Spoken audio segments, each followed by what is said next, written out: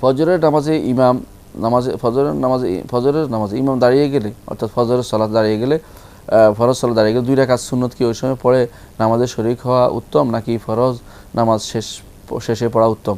রাসূলুল্লাহ সাল্লাল্লাহু আলাইহি ওয়াসাল্লাম বলেছেন, রাকাতাই দুনিয়া খায়রুম মিনাদ দুনিয়া ওয়া ফিহা, অর্থাৎ রাকাতাই ফজরের 2 রাকাত দুনিয়া এবং তার মধ্যে যা তা থেকে উত্তম। এটা একটা হাদিস। আরেকটি হাদিস হচ্ছে যে তাকবীরাতুল উলা খায়রুম মিনাদ দুনিয়া ওয়া মা ফিহা, তাকবীরাতুল উলা দুনিয়া এবং তার মধ্যে তা থেকে উত্তম। এর অর্থ হচ্ছে আপনাকে 2টা জিনিস সামনে আছে, একটা হচ্ছে ইমামের সাথে তাকবীরুল উলা শরীক হওয়া, আরেকটি হচ্ছে আপনি সালাত চালিয়ে যাওয়া।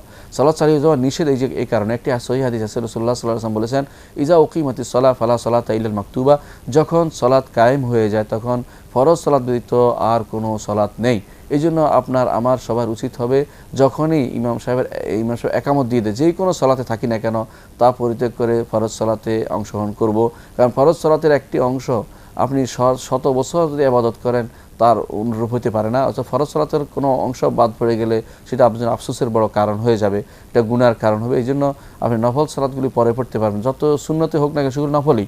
অর্থাৎ ফরজ সালাতের বাইরে সবই কিন্তু নফল, এবং সেটার জন্য আপনাকে আল্লাহ তাআলা গুনাহ দেবেন না, যদিও সেখানে তার কারণে আপনাকে অনেক সময় তিরস্কৃত হতে হবে, সেটা আলাদা। কিন্তু তারপরেও আপনি কখনো ফরজ সালাতের অনুরূপ কোনো কিছুকে মনে করতে পারবেন না। এই জন্য সামান্যতম ফরজ সালাতের সামান্যতম অংশ নফল সালাতের অন্যান্য অংশের চেয়ে অনেক বেশি মূল্যবান।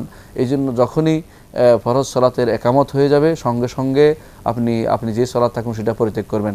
অনেক ইমাম বলে থাকেন যে যদি কেউ সালাতের মধ্যে থাকে এবং শেষ বৈঠকে থাকে, সেটা শেষ করে তখন তিনি মসজিদে ইমামের সাথে যুক্ত হবেন। কিন্তু কোনো ইমাম বলেন নাই যে মসজিদের ভিতরে ইমাম সাহেবের সমান্তরাল দাঁড়িয়ে বা ইমাম সাহেব ফরজ সালাত আদায় করছেন, আপনি সেখানে সুন্নত আদায় করবেন, কোনো ইমাম বলেন নাই। এমনকি ইমাম আবু হানিফা রাহমাতুল্লাহ আলাইহির মতো সেটা নয়। তিনি বলেছেন যে যদি কেউ বাইরে থাকে অথবা বাসায় থাকে অথবা দূরে থাকে, সেখানে সুন্নত পড়ছে, সেটা শেষ করে এসে মসজিদে সালাতে সে সংযুক্ত হবে, এটা তিনি বলেছেন। কিন্তু মসজিদের ভিতরে আপনি কোনো ক্রমেই সুন্নত সালাত নিয়ত বাঁধতে পারবেন না, ধরুন আপনি ফরজ সালাতের নিয়তে বাঁধবেন, এটা হচ্ছে বিশুদ্ধ নিয়ম।